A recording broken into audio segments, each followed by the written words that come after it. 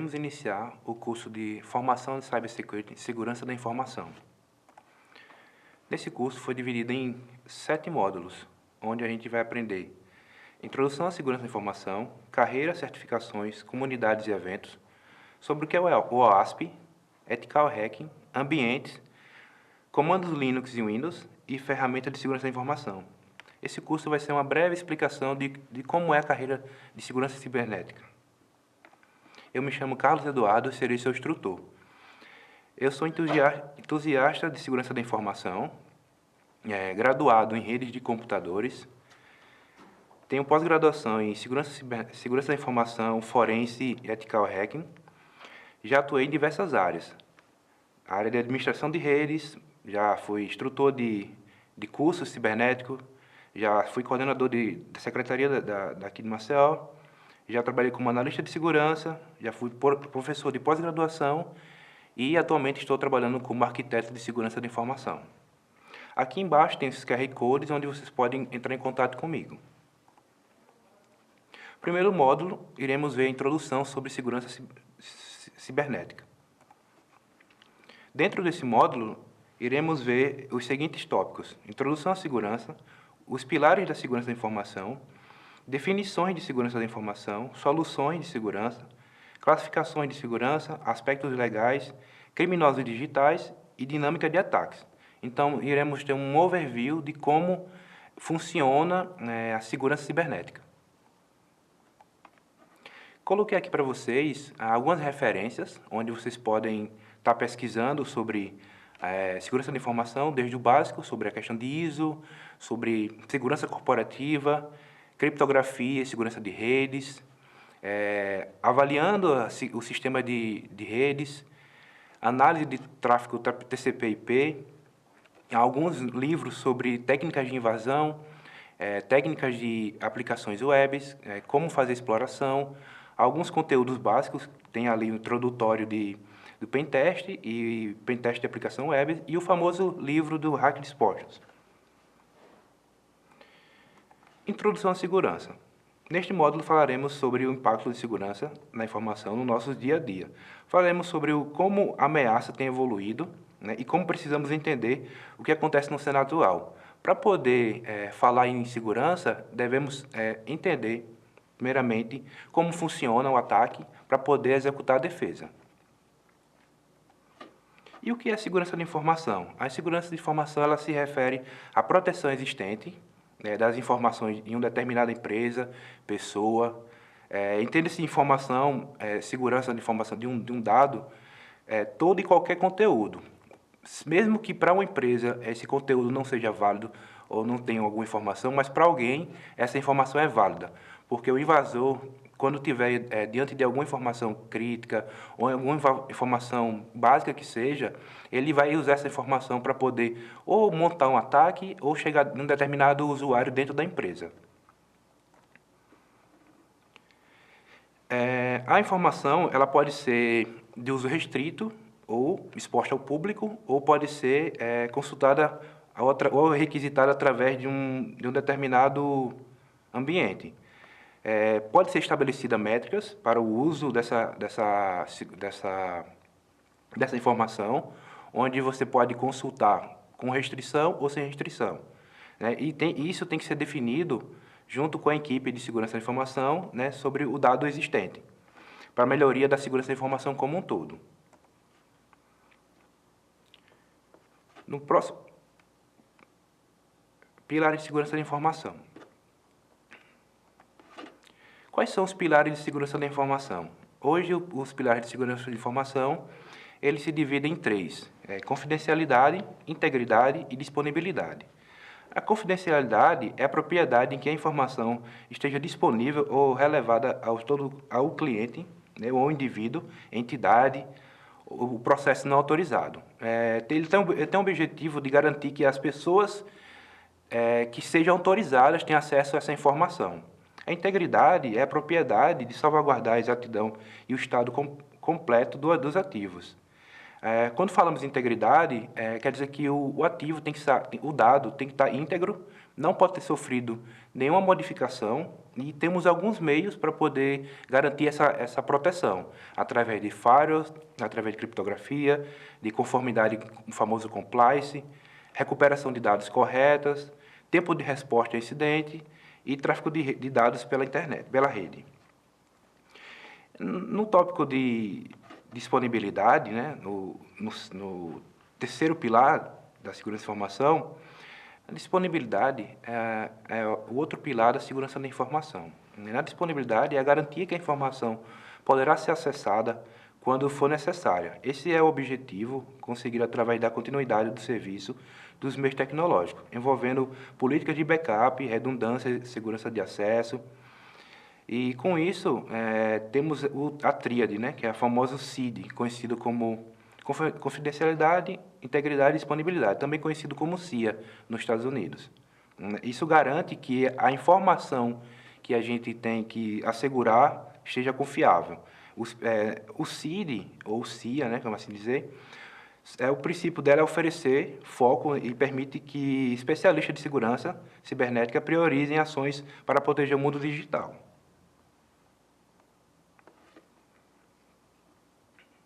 Definição de segurança. O que é definição de segurança? Segurança não é uma questão técnica, mas uma questão gerencial humana. Não adianta aderir a uma segurança de dispositivo de hardware e software sem querer conscientizar o nível gerencial da empresa em todos os seus funcionários. O que o Christoph quis dizer com isso?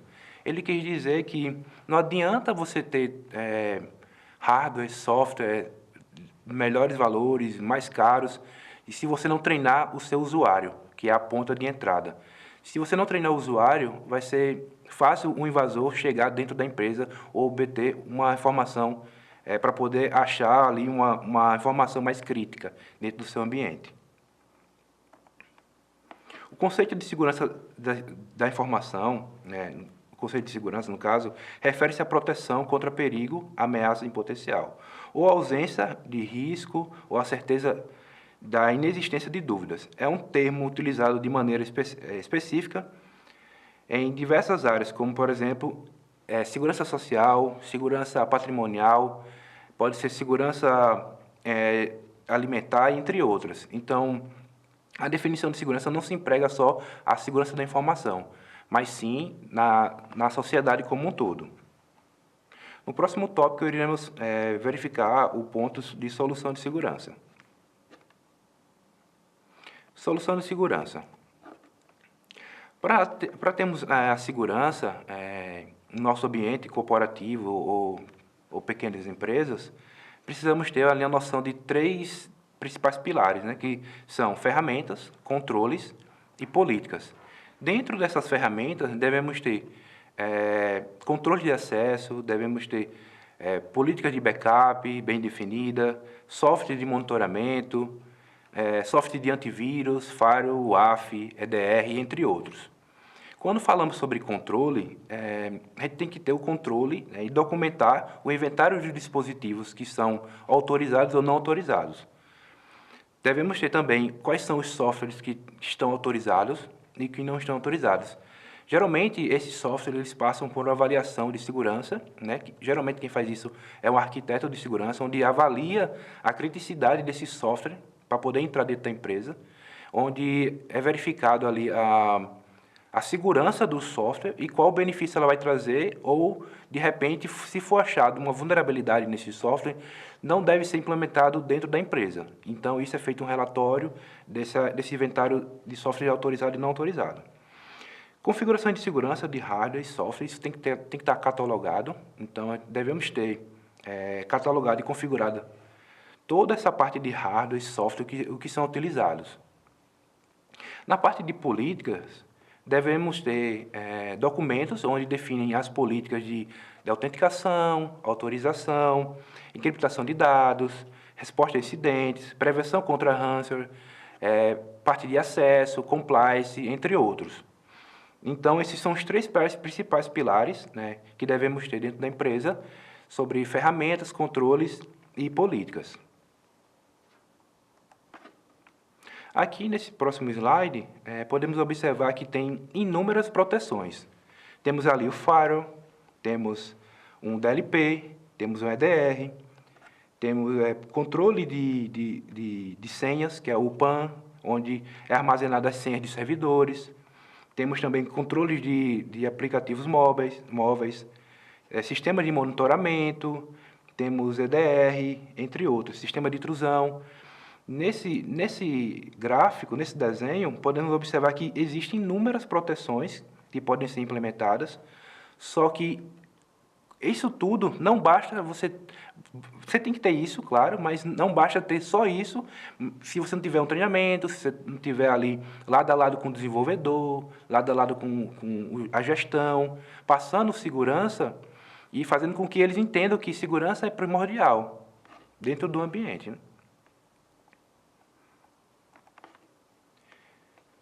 Classificação de segurança.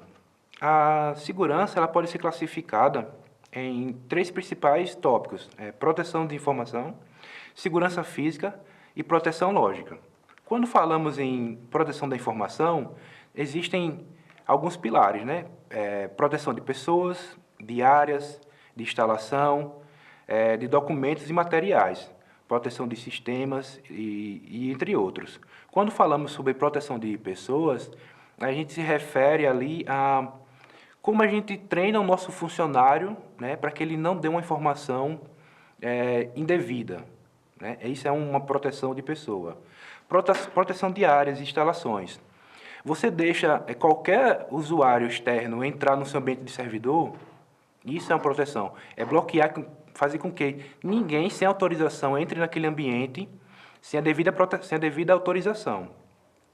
Quando falamos ali de documentação e materiais, proteção, você não pode deixar exposta a sua documentação de rede para qualquer um ter acesso, mesmo dentro da empresa, porque existem as pessoas chamadas insiders, que são tipos de atacantes que podem roubar as informações.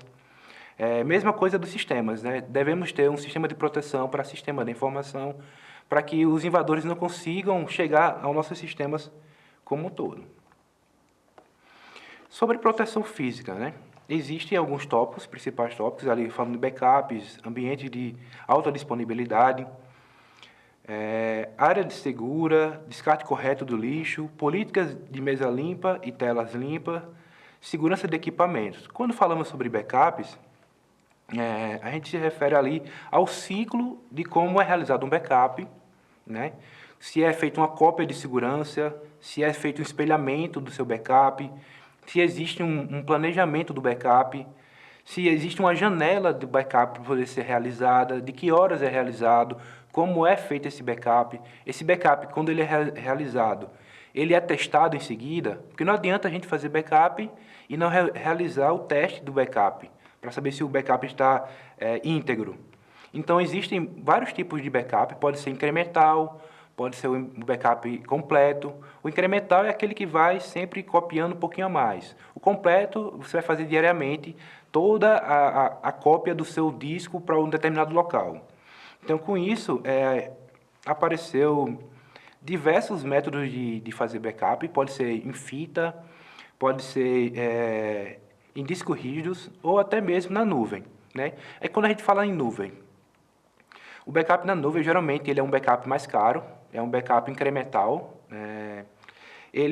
A recuperação dele, do backup para o in loco, é mais lenta, né? Necessita de uma conexão de internet rápida. O uso de criptografia é importantíssimo, porque no ato da cópia, pode ser que o invasor esteja monitorando a rede e ele consiga capturar seus dados. Então, isso é bem importante a gente ter essa visão do backup, né? De como manter o backup seguro, de forma correta.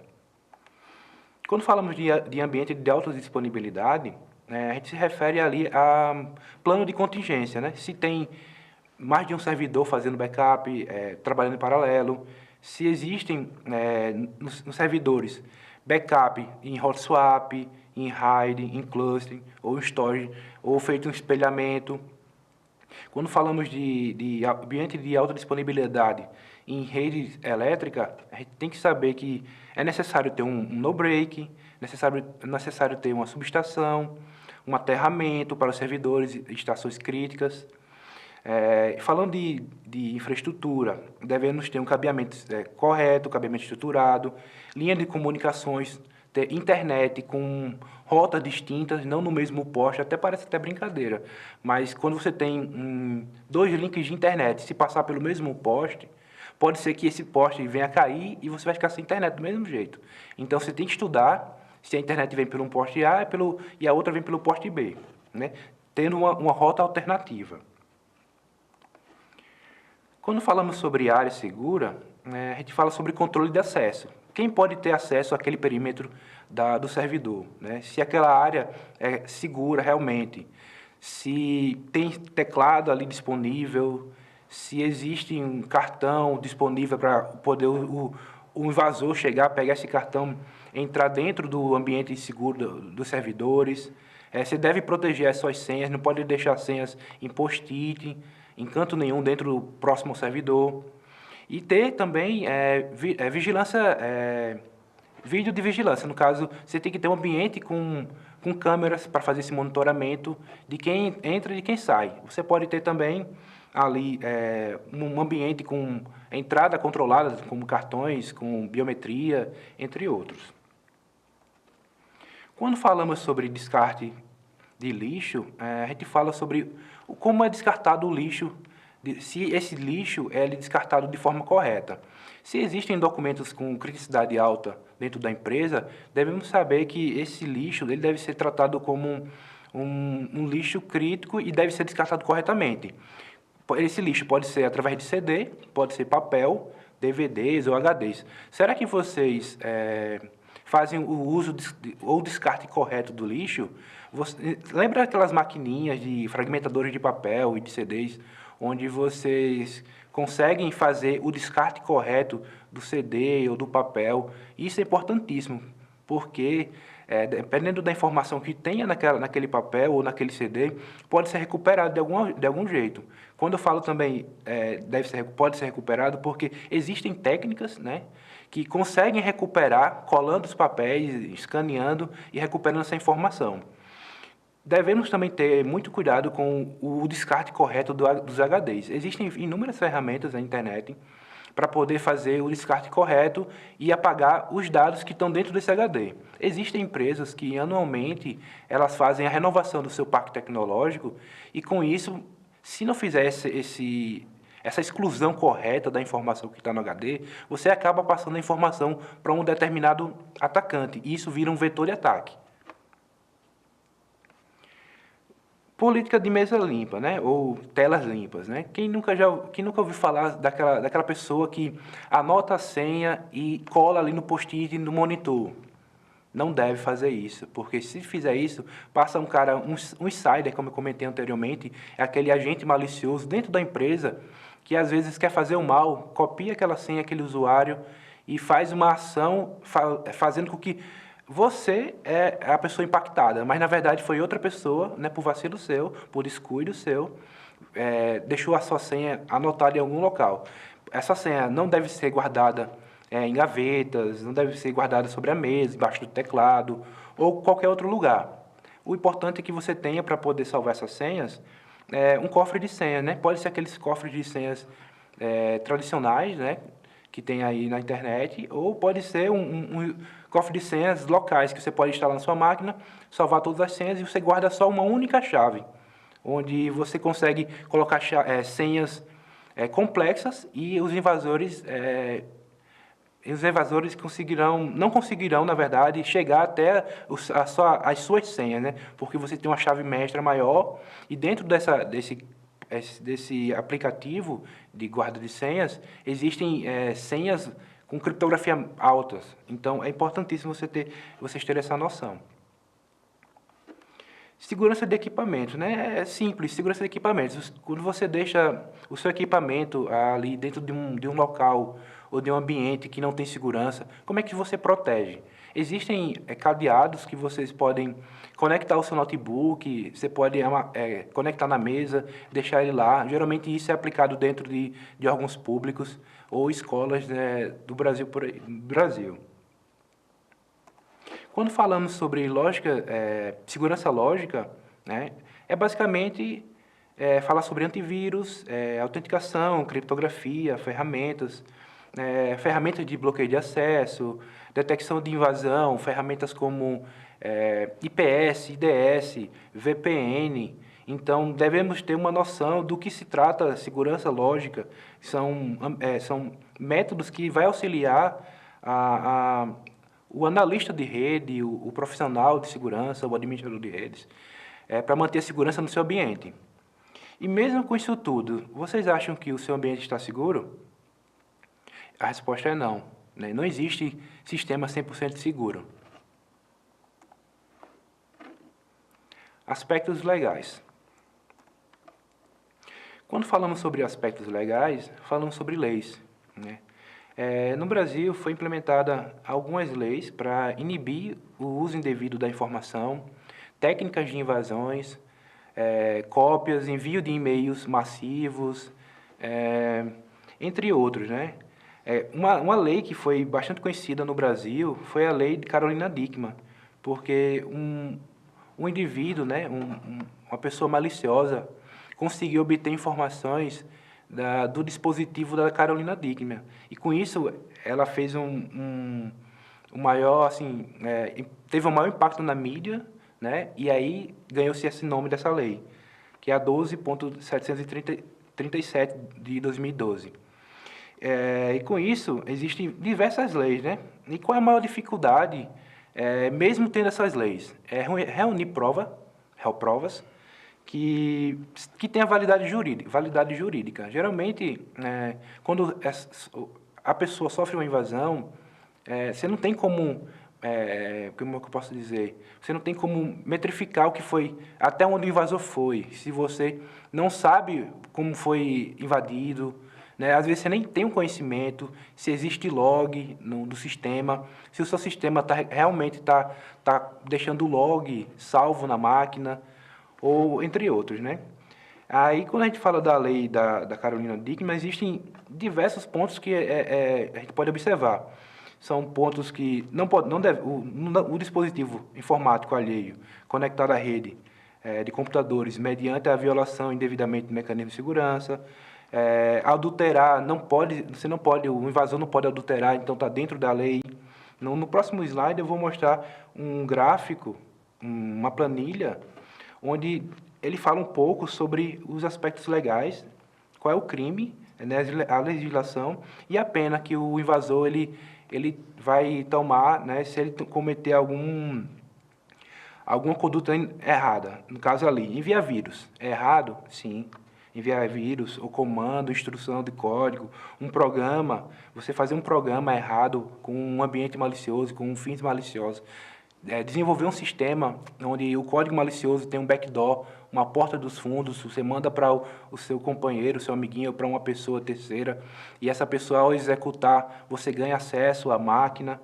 Criar comunidades virtuais para atacar alguém é errado também, está dentro da lei, e você tem uma penalidade ali de detenção de um mês a um ano. E existem multas para essas condutas erradas.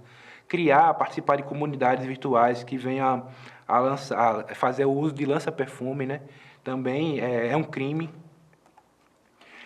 Vender alimentos, vender medicamentos controlados pela internet sem autorização também é crime e está dentro da lei, penalidade. Criar comunidade, ensinar a fazer ligações clandestinas, fazer o uso do GATNet, de internet ou de TV a cabo, também é crime. Então, existe a penalidade ali, apologia ao crime. Enviar e-mail com vírus ou com spam também é considerado crime. Então, tem que se ater a isso. Às vezes você recebe um e-mail e esse e-mail vem com um spam ou vem com um vírus, você às vezes compartilha sem saber, tem que ter cuidado. Então, é sua responsabilidade olhar o e-mail, verificar se tem vírus naquele e-mail, se naquele arquivo que você recebeu ele contém vírus. Então, tudo tem que ser observado. Temos também a Lei Geral de Proteção de Dados, né, que define que dados pessoais e explica ali alguns deles são sujeitos a cuidados ainda mais específicos, como dados pessoais de crianças, adolescentes. A lei LGPD ela tem como principal objetivo proteger os direitos fundamentais à liberdade e de privacidade livre do desenvolvimento da personalidade da pessoa natural. Também como foco da criação de um cenário de segurança jurídica, a padronização para regulamentar tudo isso. Se o dado que a empresa vazou, quem é responsável? Então, a LGPD, ela protege, ela faz essa proteção, ela faz ali o uso do princípio de proteção de dados, de direitos dos titulares, notificações obrigatórias para terceiros, dados de menores. Ela entrou em vigor em 2020, essa lei. Então, a lei ela tem várias garantias ao cidadão, como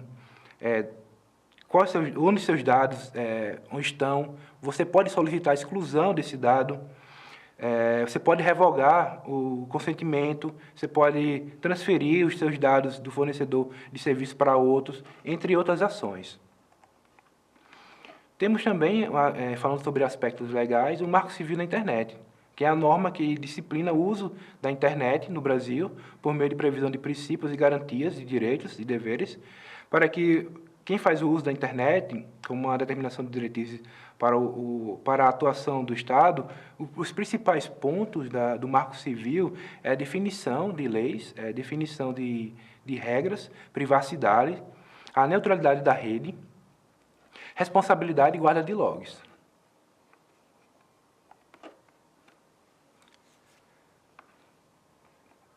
Falamos de criminosos digitais.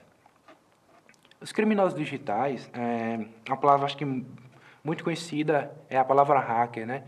Que pela mídia se tornou uma palavra como uma pessoa que invade sistemas. Mas, na verdade, a palavra hacker é aquele indivíduo inteligente que modifica, que cria, onde ele está inserido geralmente em comunidades. Então, a mídia pegou esse nome para que essa palavra é a pessoa que está fazendo mal, mas existe algumas nomenclaturas no meio da segurança da informação, que são as pessoas chamadas de Black Hat, o Grey Hat e o White Hat. O Black Hat geralmente é aquela pessoa do mal, é o hacker do mal. Geralmente ele está na mídia, ele faz o uso do seu estudo para poder praticar o mal, adquirir informações de formas indevidas, assim como o cartão de crédito, dados de terceiros, enfim. O Grey Hat é aquele cara que pode fazer o mal, mas ele trabalha numa empresa que também faz o bem. Então, ele está ali no meio termo do bem e do mal. É a pessoa que pode fazer, mas ele não faz. Ou pode ser que ele possa fazer no futuro, né? Quando a gente fala de White Hat, é o especialista, né? A pessoa, o hacker do bem, vamos dizer assim. Que é aquele cara, aquela pessoa que é o hacker ético, né? Que faz ali o uso da sua especialidade de segurança da informação para proteger a empresa. Ele busca vulnerabilidades, ele busca falhas dentro da empresa para que a empresa evolua e se proteja. Falando sobre criminosos digitais, existem vários tipos de atacantes. Temos ali o espião governamental, que é aquele indivíduo que faz a espionagem de empresas. Geralmente, essas pessoas são contratadas por outras empresas para adquirir informações de terceiros. O ransomware hacker, que é aquela pessoa que desenvolve ferramentas de ransomware, que criptografa as máquinas, servidores, entre outros. E pode vir ser contratado por um terceiro, ou ele pode desenvolver e fazer esse uso do ransomware por conta própria, né? Até mesmo vender o ransomware para terceiros. Tem o estelionatário, muito conhecido na área, que é aquela pessoa que clona cartão, faz ligações indevidas para poder obter informações, liga ali pelo WhatsApp, ou manda mensagem pelo WhatsApp para adquirir uma informação de terceiro. Tem um troll, que é aquele cara aquele indivíduo, aquele atacante, que faz ali o uso da sua inteligência para poder fazer o mal ou prejudicar alguma pessoa.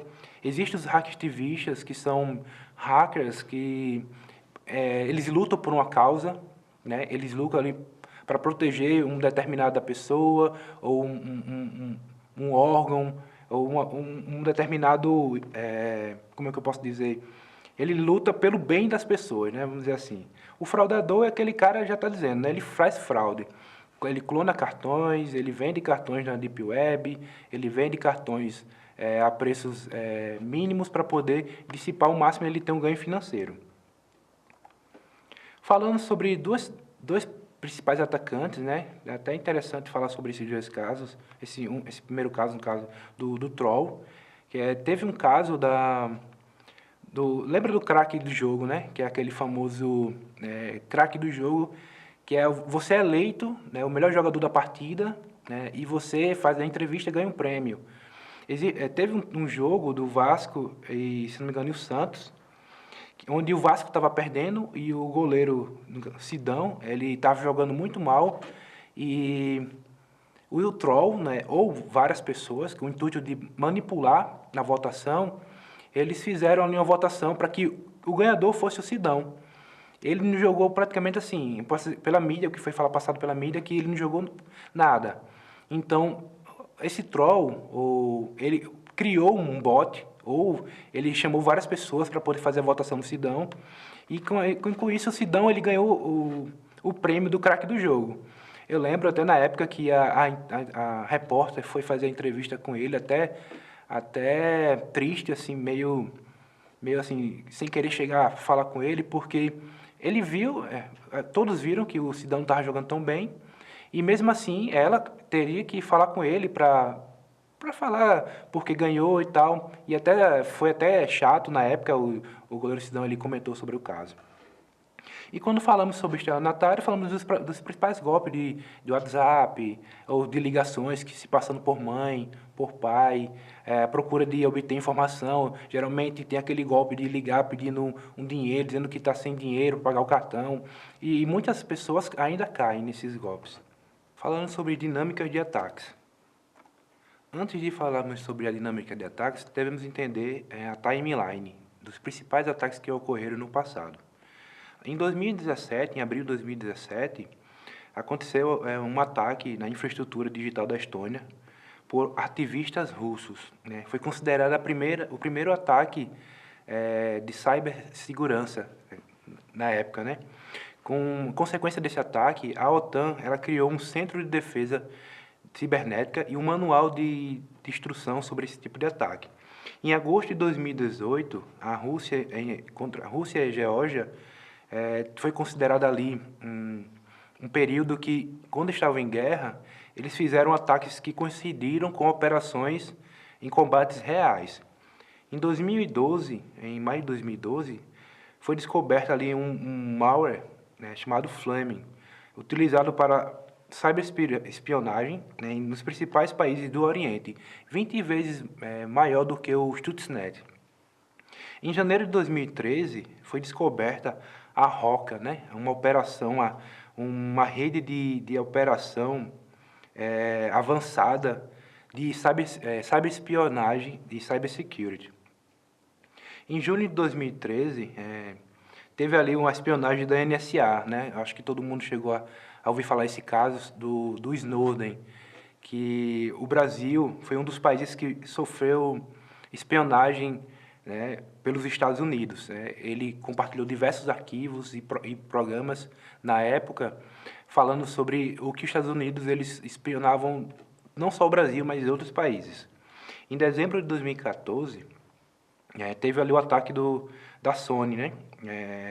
Ela foi considerada um ataque ideológico, por motivação ideológica. Em 2015, tivemos o ataque do Ashley Madison, aquele famoso site de infidelidade que foi dumpado, que a gente fala, né?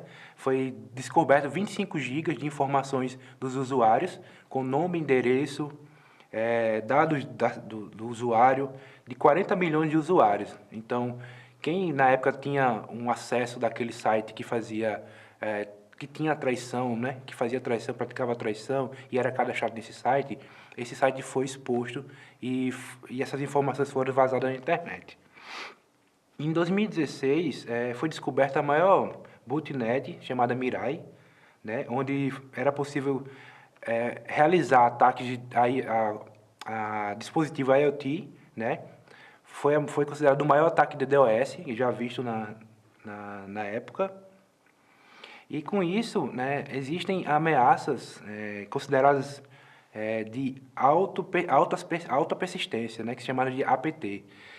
São operações que duram bastante tempo dentro da empresa, onde os atacantes eles invadem, né, a empresa, em vez de divulgar os dados, eles ficam minerando, fazendo exfiltração dos dados, o máximo possível, até ser detectado. Muitas das vezes a empresa não tem conhecimento desse ataque, então quanto mais tempo o atacante ele fica nessa empresa, puxando informação, vendendo esses dados para concorrentes e para terceiros, melhor possível para eles. Então, esse chamado APT, ele possui um ciclo de vida, e geralmente é longo e complexo, né, diferente de outros ataques. Existem frameworks no mercado e modelos que ajudam os atacantes a realizar determinados ataques. Então, existem frameworks como o Cyber Kill Chain, o ciclo de vida do Fireways. Existe também o framework do Gartner. Existe também um framework já criado pelo Mitre, né? O Mitre quem criou vários frameworks, ele é um órgão sem fim lucrativo, né? Vou falar um pouco mais na frente. Então, existe uma fase de um ataque. Existem termos militares, chamados de kill chain, que detalha a estrutura de um ataque, identificando o alvo, dispositivo, decisão, ordem, destruição do alvo. Então, esse termo ele foi trazido para a segurança pela uma organização chamada Lockheed Martin, para criar um modelo de criação de ataque cibernético. Então, ele criou um padrão militar para a segurança cibernética. O Mitre Ataque é um órgão, como eu comentei, sem fins lucrativos, que atua em diversas áreas. Ele apresenta soluções de compartilhamento de ameaças cibernéticas e resiliência de ataques. Então, podemos observar que no Mitre Ataque ele tem tudo detalhado, da preparação até a pós-exploração, até exfiltração do dado, ou até manter a manutenção do C2, que é vamos dizer assim, um programa que fica instalado na empresa, que faz a extração dos dados e faz a conexão, deixa ali aberto uma porta para que você possa ir e voltar, no caso, o invasor, né? Existe framework gratuito, né, do Mitre, que ele mostra detalhadamente cada passo, como vocês podem ver aqui. Ele fala da técnica, ele fala do procedimento e as possíveis táticas que vocês podem estar fazendo.